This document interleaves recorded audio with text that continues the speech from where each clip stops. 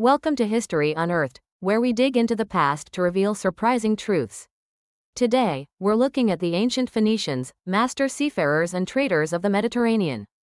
For a long time, we assumed their vast cultural influence, including their revolutionary alphabet, spread because Phoenicians from the Levant, modern-day Lebanon, migrated and settled in large numbers across the sea. But fascinating new research using ancient DNA is telling a different, more complex story. Recent studies, analyzing DNA from hundreds of ancient individuals in Phenician and Punic sites, have revealed something startling. The genetic footprint of Levantine Phoenicians in places like Carthage is surprisingly small.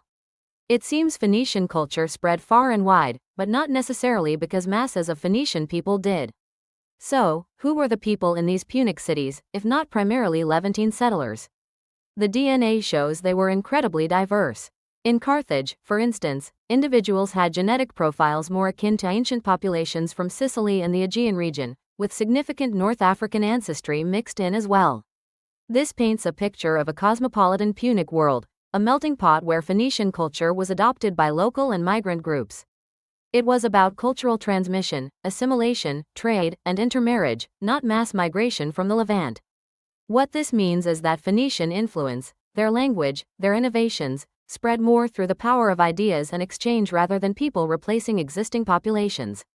The sites show little direct genetic ancestry from the Phoenician heartland. Instead, they highlight a Mediterranean buzzing with movement. People traded, moved, and intermarried across vast distances. Researchers even found distant relatives buried in different Punic sites, underscoring this incredible connectivity. This directly challenges the old idea that cultural spread always equals genetic spread. The Phoenician alphabet and trade networks were indeed renowned, but ancient DNA shows that a culture can become dominant without a massive demographic shift of its originators.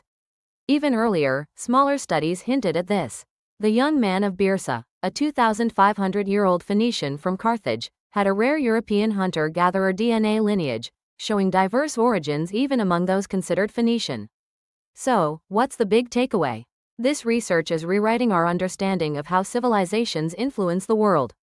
For the Phoenicians, their enduring legacy isn't about demographic conquest. It's about the profound ability of their culture, innovations, and trade networks to be embraced and integrated by a multitude of diverse peoples across the Mediterranean. The Phoenician world was far more multicultural and interconnected than we previously imagined, and ancient DNA is finally giving us a clearer glimpse into the lives of its complex inhabitants. Thanks for tuning in.